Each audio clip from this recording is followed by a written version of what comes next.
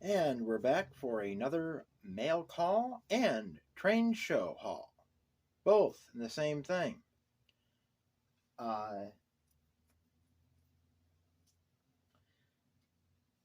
first, we'll do each thing as I got it. Well, first, we have neither because here's our next two 4x8 sheets of foam. These were supposed to be Dow blue foam. That's what the advertised that Birds was selling, but this is actually DuPont gray foam.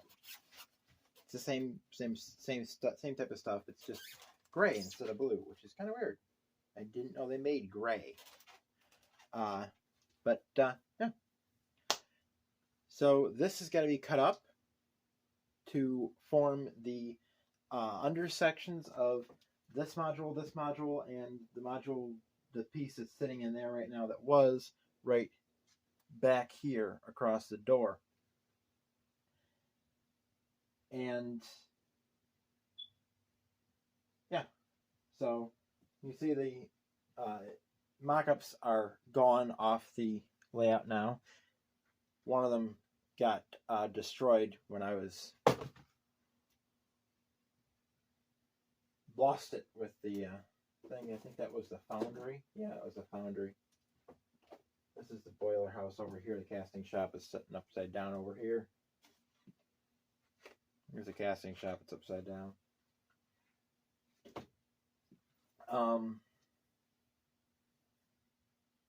So now, next we have the one mail thing. 835 rosin flux. I was going to get the flux paste, but unfortunately they won't ship that to New York State. I don't know why, but you can get this, and this is the stuff that Ron's Trains and Things recommended. This is what he was using, so it'll hopefully work.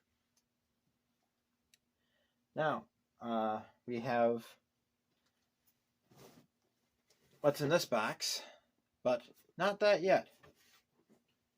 We're going to clip, and we're going to move the camera someplace. We'll put it on the layout and show what I got at the train show. Okay, I moved some stuff on the layout, and now we'll go get to the train show. I'm not going to do this stuff in order. First, I'm going to do something that's sitting on the layout right now. And that is this. Southern Pacific MP15 DC number 2696. This was the last thing I bought at the train show. I had like $130, $140 left, something like that, of my budget. And I'm standing there talking to Alex Brockway, and he's getting packed up, and I decided, you know what, I don't have an end cab switcher. I'm going to need end cab switchers for the freelance layout, for the steel mill and stuff like that. So, saw the Southern Pacific sitting there, $125. He sold it to me for $120. And so now I have an end cab switcher. My 10th locomotive, because over here we have my 10th usable locomotive, because over here we have the Atlas Gold Series Counter SD35, the Athearn Genesis GP39-2, Athearn Genesis GP18, Bachmann SD40-2, Atlas Gold -8-40B, the Proto 2000 Lifelike GP30, which is technically a sound-equipped dummy, but I'll get the gears back in it at some point. My Bowser SD40-2, and the Atlas Gold GP40-2 LW. Well, that is now an Atlas Silver Series that he put a non-sound decoder in. So it is currently primary power on the layout. Granted, the layout is not running. And you can see this is all this dirt on the layout is from when I threw the cinders all over the place. You can see I've cleaned some of them up. That container was empty, and there's more to clean up over there. There was a bunch of them down here, and I swept it up. I swept it up with with that broom, put it in my little thing and dumped it back in the thing and was going through it. And there's still quite a bit of dirt. I got to go through that with tweezers or strain it with one of those kitchen strainers or something. Get the rest of that dirt out. And the small little bits of dirt, I don't think I'm going to worry too much about.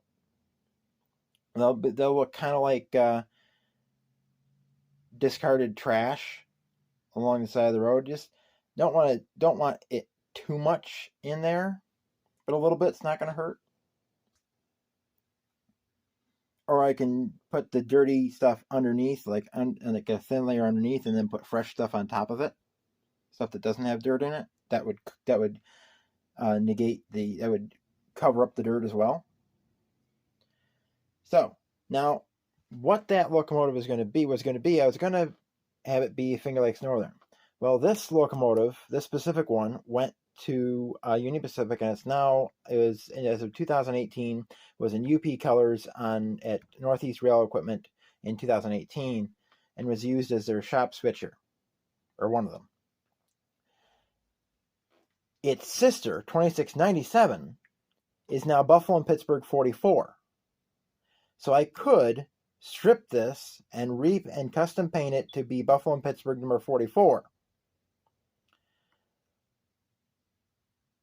Or I can patch out the number, make it a 1500 series for Finger Lakes Northern, put a little FLN decal somewhere like up here somewhere, and give it a little bit of weathering and have it be, because the 2690 and I think the 2691 were not patched at all. They were retired in Southern Pacific paint, and I think it's 2691. There's pictures of Railroad Pictures Archive of it scrapped at NRE with the cab, with just this part of the cab, just from here back, sitting there. So I could patch the number out and have this be in the roster being former Southern Pacific 2691. Have it acquired earlier, and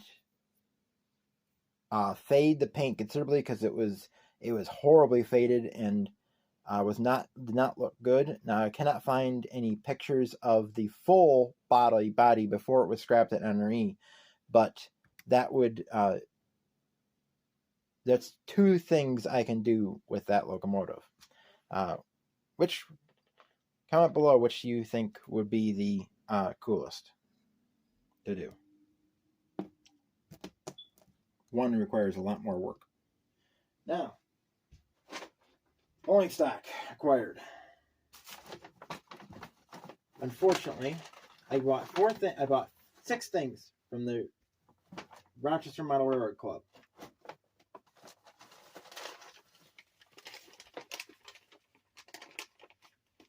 Four cars and 2 other things. And here's one of the cars.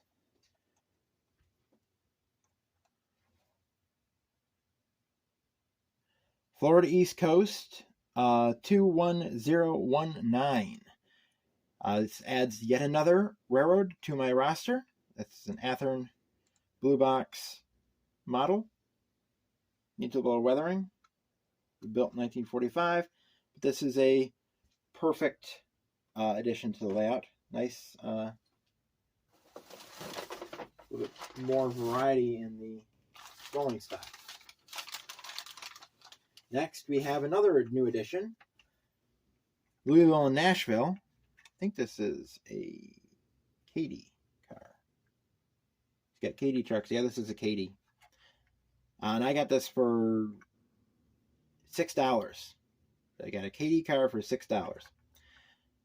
Louisville, Nashville, 17578. So that's another new addition to the layout for active rolling stock. Now this one, unfortunately, I was planning on it being active rolling stock, but then I was getting out one of the cars to take a picture of it, and this slid out and fell on the floor. I was looking forward to having a Pennsylvania flat car. This is weathered, 469650, and not only did the coupler pocket break, but the trucks came off. And I discovered when I tried to put them back on, that's broken. and it's stripped, and that is stripped. So I've got to figure out some way to refasten the trucks to this flat car. Getting the coupler back will be pretty simple. That's just straighten out that coupler pocket. That just pops back in there. But any ideas as to how I can can reattach the trucks to this would be fantastic, because I can't figure it out.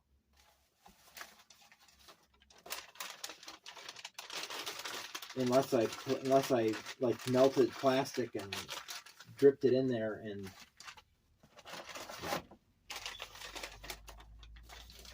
there's the coupler that fell off, and one of the screws for the.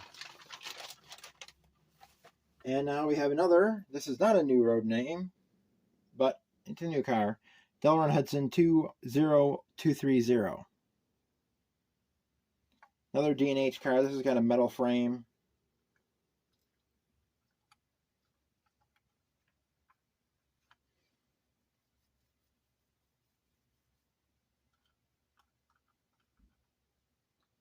Another new addition.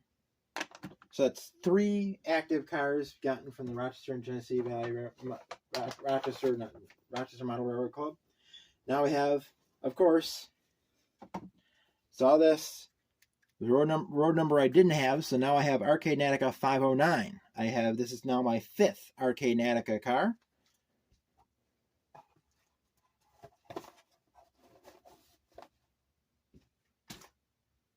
That was bought from the guy I bought 2 or 3 of the other Arcade Natica cars from. And this guy also was from the same guy. Another Buffalo, Rochester, and Pittsburgh AccuRail kit. This one's 4529. So now I have 5 Buffalo, Rochester, and Pittsburgh cars put together.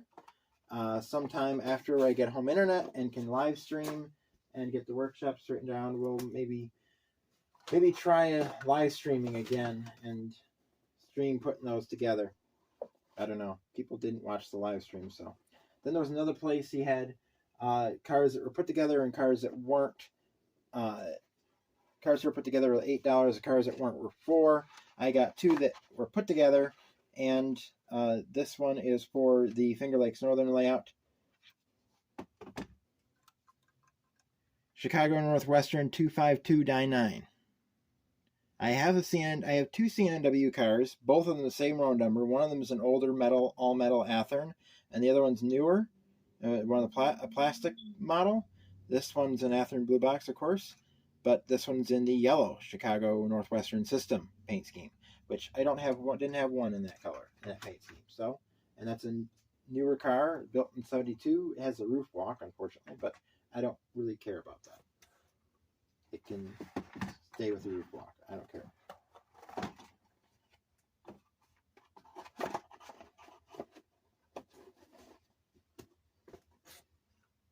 And the other car I got from him is one that can't be used in this layout.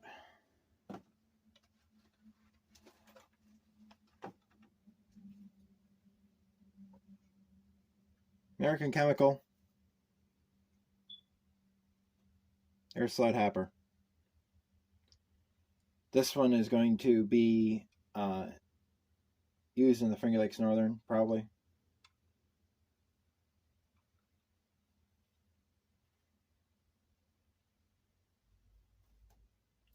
So, yeah.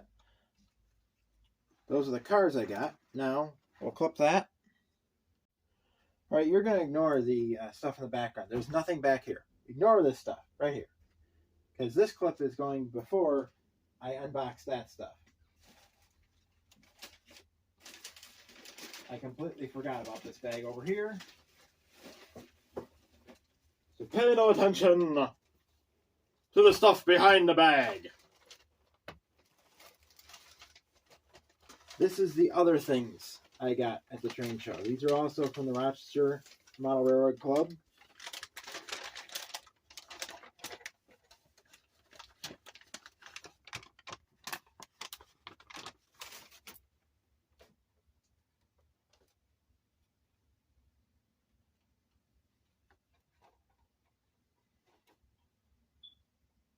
It's not put together too great. The corners don't match up. You can see that is a lot of wobble there. I'm going to have to strengthen that, figure out some way to put something over there. Maybe put some type of paper on the top of the roof, give it some texture, and that will cover up that hole, that seam. One of the windows popped out. This one popped out. It's right here.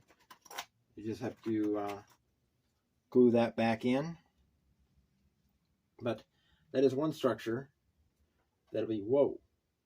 And that is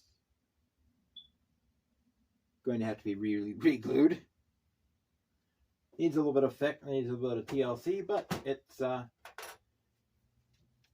will go on the Finger Lakes Northern eventually.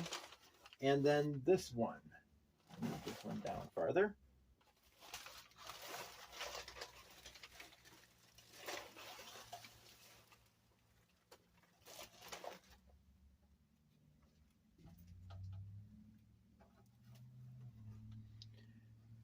This structure. This, I think, is going to be part of the brewery eventually in the Finger Lakes Northern. It could be part of another industry that I'm keeping secret for now. But, yeah. For right now, those two buildings are going to be part of the elevator factory. It'll gives a little bit of thing, a little bit of a sight to the bit of 3D element that makes the layout look a little bit more finished when it's not having structures, even if they're not the structures they're supposed to be. Although that one, if you just had one part of that, it would look kind of like what the casting shop will look like. Kind of like that. So, eh. I mean, they're both brick buildings, and these are all brick buildings at the time I'm remodeling them. So, yeah, they're the same type of style, sort of, but they're just aren't the same buildings. But they'll do. They'll do. So, that's it for the mail call and train show haul. And now we'll put in the clip of the stuff that you weren't supposed to see yet when I did this clip. So,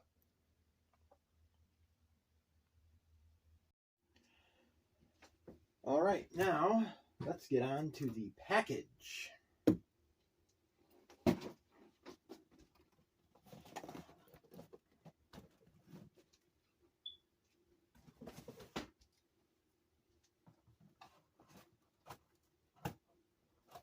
Now, there's one more thing I need to order to work on this layout. And that is a Wooden Scenics vacuum, because I need to vacuum up the cinders. And some people will say, well, just put a stocking over the end of the vacuum. Yeah, that doesn't work for cinders. Cinders are way too thin. They're going to go right through. You're going to go right through a stocking. So, what is in here?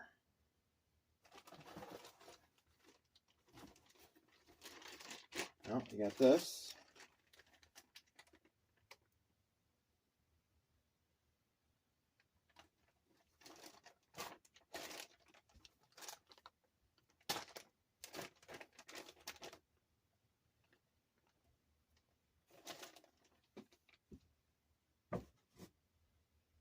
What is this? Well, some people might realize what it is. Didn't realize it was packaged so fancy. This is nice. This is nice. Little leather or fake leather case. Let's unzip it. So pretty. There we are. There is the soldering kit. Got some shrink, some heat shrink things. There's solder wick, whatever that is.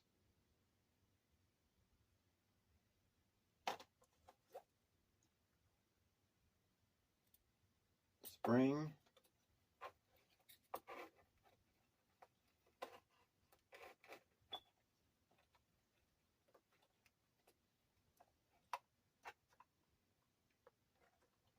Not sure what that is. Got some other tools. There's a circuit board there. I guess that's to practice circuit boards soldering on. You got different soldering tips. There's the thing to hold the soldering iron and the soldering iron itself. A roll wrench. I think this is to put flux on. That's what it looks like it's for.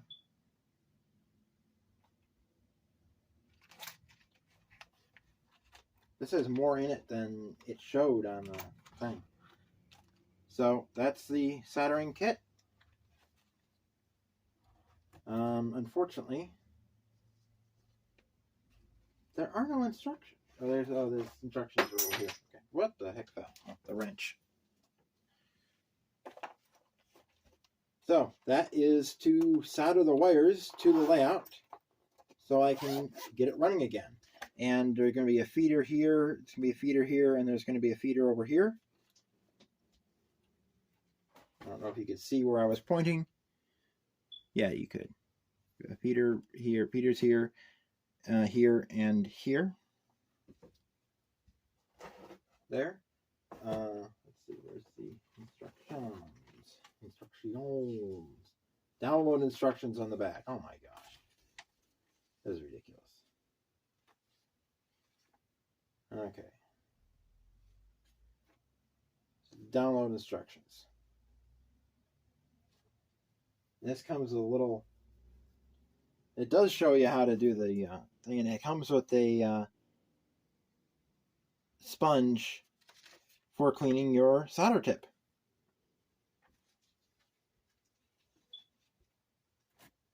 It's included in there. That little brown thing was a soldering tip. Was a sponge for cleaning it. And now we have rosin core solder.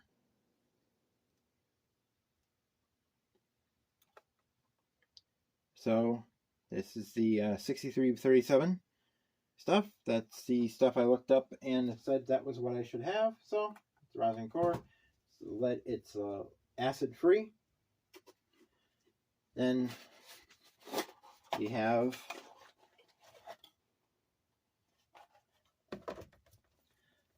22 gauge wire, 22 gauge solid wire. This is for the feeders. There's 100 feet in each of these rolls.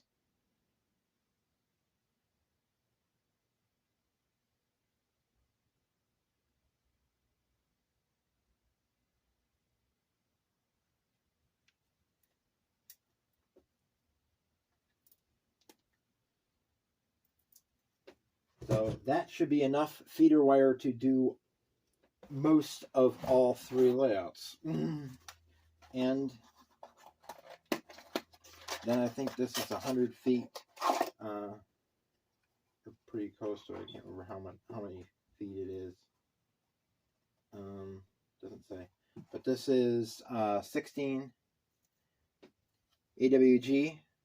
Half. I think it's 60 feet or 66 feet.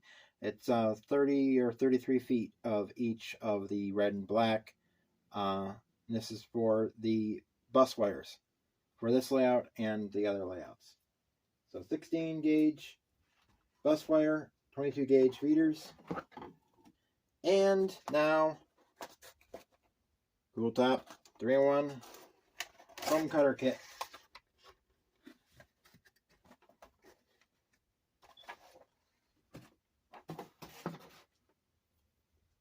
And there we are. Have our wire cutter, a sculpting knife, the power thing. Replacement wire. I don't know how the heck that fastens. I guess I tie it on there. A marking pen. The wand that will be to cut through, to make the initial cuts through the foam back there. And this little carving hook. That'll be for carving out the stream. And their foam thing does not quite fit that. There we go. So, that's the new stuff.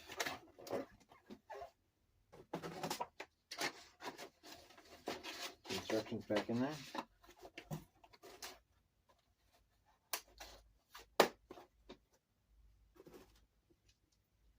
There was no packing material in that box. Thankfully, none of the stuff was stuff that was... Oh, shoot! I forgot!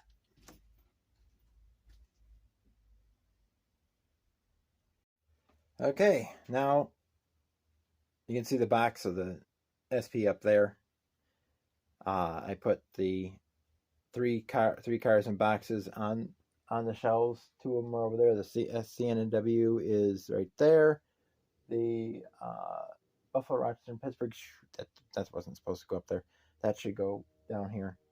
The chemical car is sitting right there underneath the Amazon box. And the Arcade Attica box car is right there.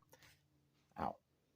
And the Southern Pacific locomotive is right here with a UP box car, a Southern Pacific box car, and a DRGW box car that I already had. So that's it for this. Keep an eye out for more model railroading videos as I get those things cut. And I got to get a saw. I got to get the scenic vacuum so I can vacuum up all this stuff. And there's more under there. I got to vacuum that all up so I can use it. Yeah. So we will be doing more model railroad work at some point. I don't know when those videos will be out, but they are coming. Yeah, they are coming. Now with the soldering station, once I get this vacuumed up, and I'm not going to solder anything until I get the modules built, and of course, rail joiners themselves are not being soldered. I don't care what you say. You never solder joints. Never. You leave the rails so they can expand and contract. There will always be gaps between each section of rail. So that there is expansion, it allows for expansion and contraction, so I don't get those bumps up. I'm not risking those at all. Those are pain to fix. Never solder your joint, the rail joints.